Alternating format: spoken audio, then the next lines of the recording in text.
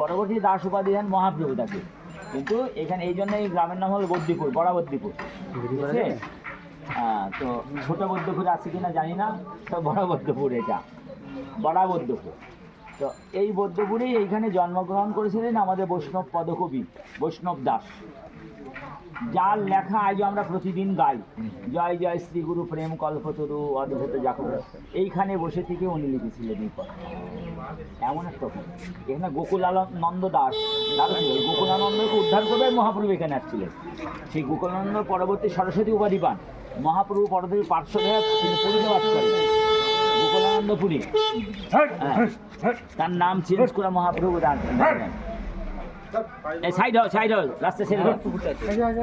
তো আমাদের এটা পরম একটা পাওয়া, পরম একটা চরম স্থান, যে সাধনা স্মরণ করলে আমাদের মঙ্গল হবে। কারণ আমরা প্রতিদিন যার পদ না গেলে একটা দিন আমাদের যায় না। ইনি যদি না লিখতেন গুরু বন্দনা, তাহলে আমরা গুরু বন্দনা সম্বন্ধে জানতাম না।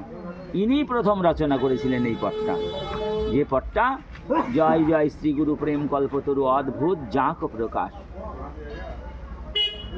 এই পদটা কি অদ্ভুত লিখনে লিখে গেছে, যার মুখে মুখে গোটা বিশ্ব বৈষ্ণব সমাজ সমাদৃঢ়ভাবে তাকে গ্রহণ করেছেন।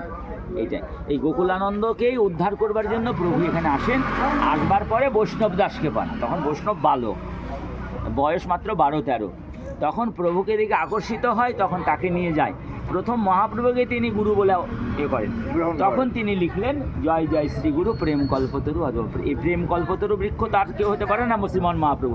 তিনি অযাচিতভাবে সবাইকে দিয়ে গেলেন, তাই তাকে উদ্ধার করেছিলেন বলে আসলেন গোকুলানন্দ দাসকে উদ্ধার করবার, উদ্ধার করলেন আমার বৈষ্ণব দাসকে। নিতাই